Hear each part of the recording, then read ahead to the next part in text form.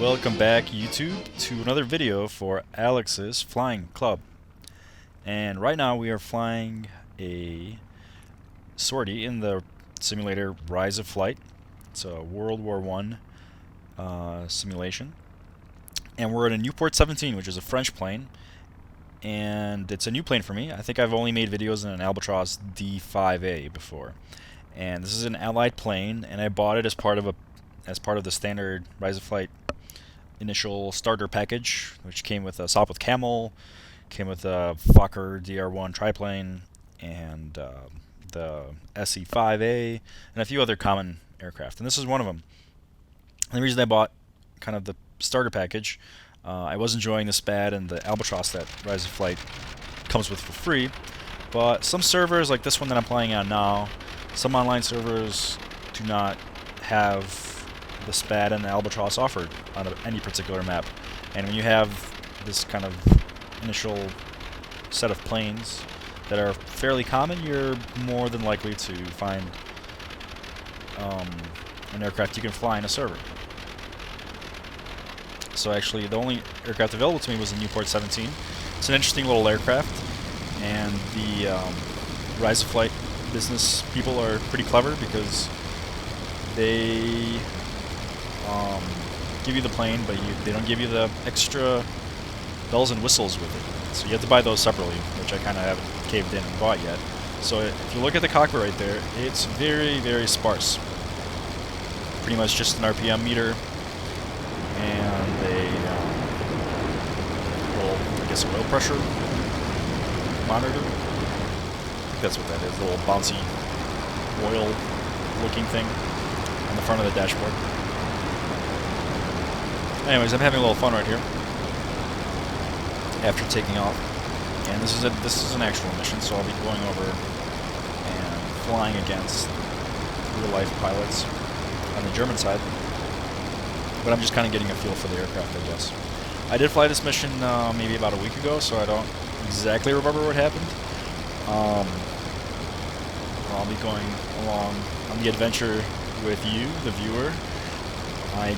I do remember what the outcome was, and if you've watched any of my other videos, you'll have a good sense of where this is going.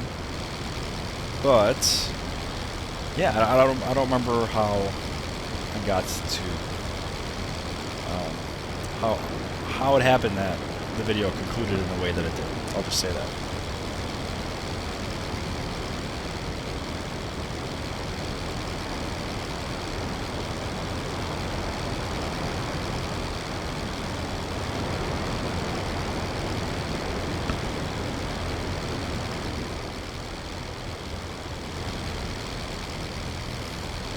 So I'm gaining a little bit of altitude here, and this is one of the aircraft that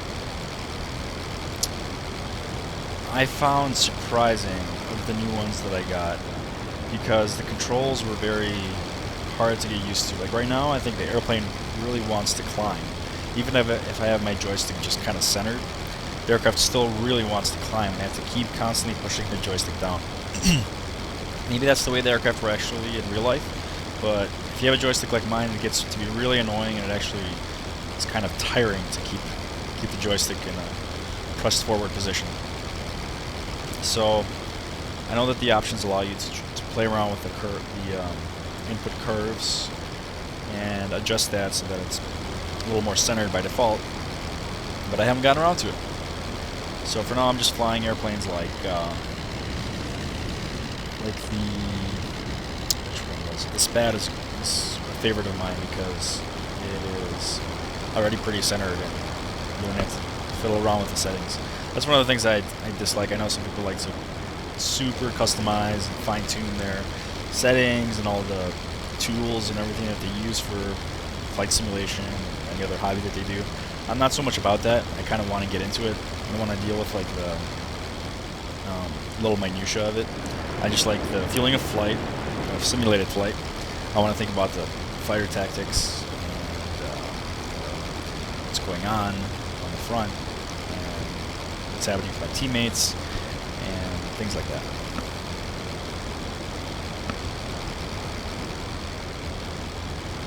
That's also partly why I haven't been posting a lot of videos. It kind of sounds like a cop-out, but I'm trying to find ways to kind of simplify the process of making these videos. And even though there's no really special effects or anything like that, with school and work and everything, it's kind of time consuming to put these videos together, and I want to spend more time flying and more time and more time just getting the videos out to you rather than all the editing that goes behind it. It's kind of a balancing act, but hopefully I'll be posting videos more frequently than I have, because I do some simulation throughout the week, and I want to get as much of that video out on my channel as possible.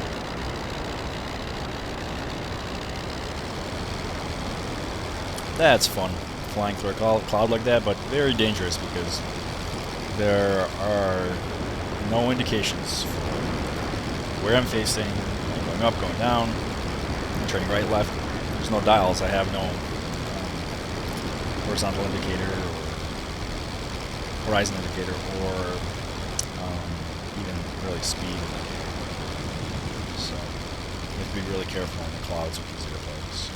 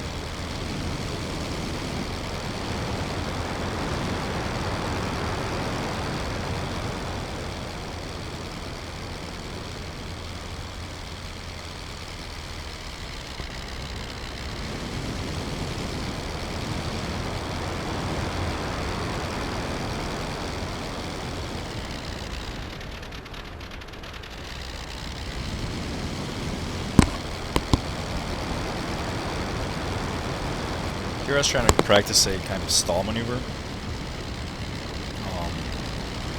in case I get into a rolling scissors type of fight.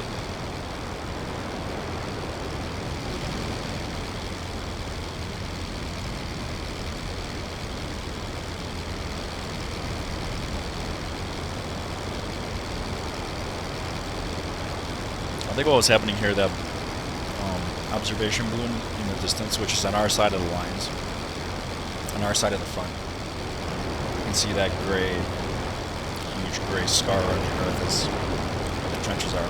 So right now we're on the Allied side.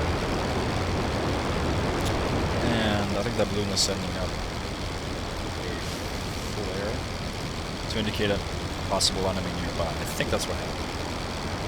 So I'm heading in that direction to look for that probable bogey.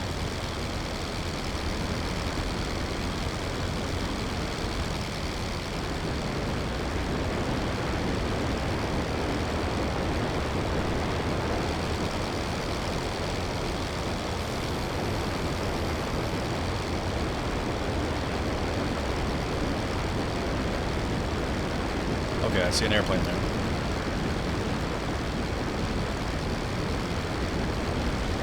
And two airplanes, actually.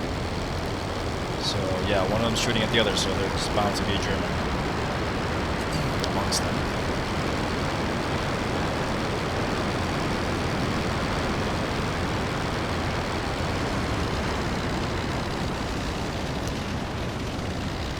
I forget, I'm not sure if this aircraft has a radiator. It may not even have a mixture, but no, I think it has a mixture, just doesn't have a radiator. So usually I would actually close the radiator before I dive, so that I don't overcool the engine. So I'm trying to figure out who I'm looking at here, and it just turned out that this is another Allied aircraft. So since I don't see a German in sight, he must have shot him down. So, as is my want, I will follow this guy because I like to fly and fight together rather than by myself.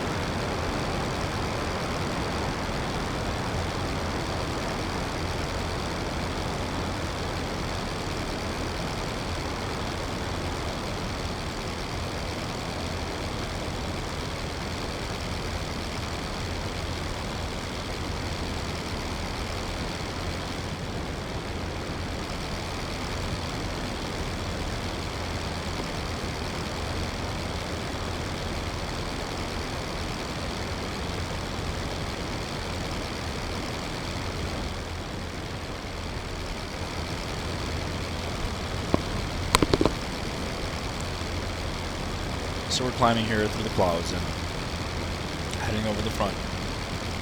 But eventually we are going to get into a dogfight. It won't be a terribly long dogfight, but it will take place in the clouds. And we'll wait and see what happens.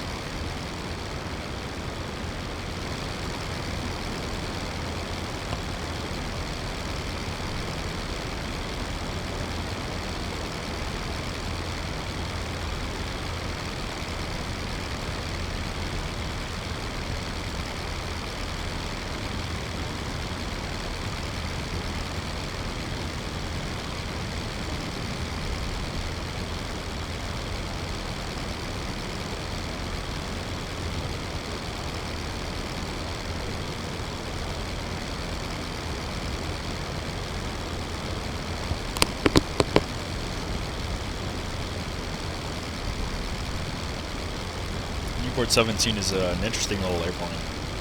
As you can see, it has only one machine gun compared to some of its more heavily armed foes. For instance, the Figher triplane has 2 machine guns. I believe even the Albatross has. Albatross D5 has 2 as well. So it's a little bit underpowered. Sorry, underarmed. But it is an earlier war type.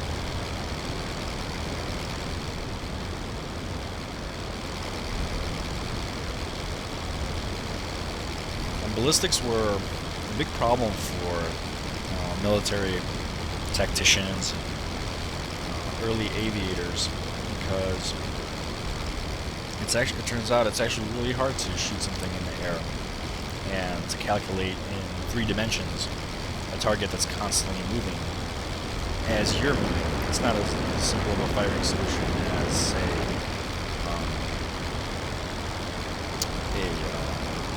a rifleman shooting another target on the ground. Because the rifleman is stationary, the one that's shooting, even if the target is moving. And the target is most likely moving in just 2 dimensions. So somebody's either going away from you, or to the left, or to the right, or toward you. You're not usually jumping above the ground. So it was a real problem, and one of the solutions, at least for the forward firing guns, you can see on the Nieuport, is this gun sight with a little, I don't even know what the official name for it is that little metal tube or stick that has a little ball at the end, and once I look at my gun sight, you'll see what I'm talking about. It's right there, you can see it. And to get a good firing solution, you have to align that little ball at the end of the metal rod. We should need a technical term for it. In the center of the circular sight. And that helped you with your judging where your bullet streams are going. As you can see, the wingman I was flying with got bounced by the figher, and I saw him coming, but I don't know. I should really look up. I don't know how to use the flares in this game. I should have probably warned my wingman with a red flare that somebody was coming towards. Here I've got a good position on the. I think that's an albatross. He makes a quick getaway. He may have a faster plane, and he goes into the clouds, which is, as I mentioned earlier, is an extremely dangerous position for me to be in. So I try not to follow him. He probably has all his gauges and he's got his wits about him. But I would probably rip my wings off if I dove into the cloud. So now I'm looking for him. There he is, kind of emerging from the murky, ephemeral mist.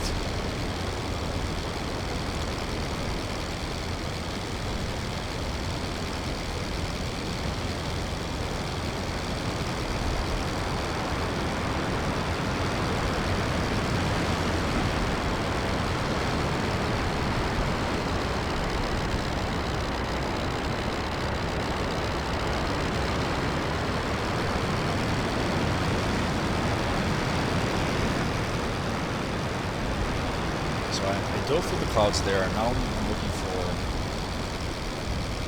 2 airplanes I was flying with. Looks like the albatross is in a bad position again.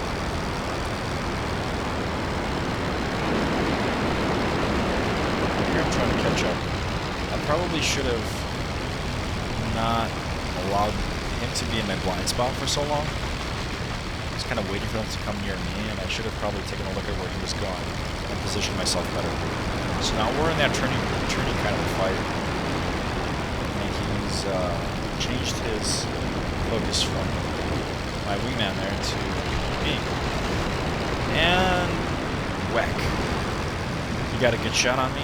Well, I might have just treated my wings off the airspeed. And as you can see, the mission ends in utter destruction, defeat, and failure. But some lessons to take away is you don't want to allow the opponent to be in your blind spot for so long. And since I had an energy advantage, I could have actually used that a little bit more. So, thanks for watching, and I hope to see you soon.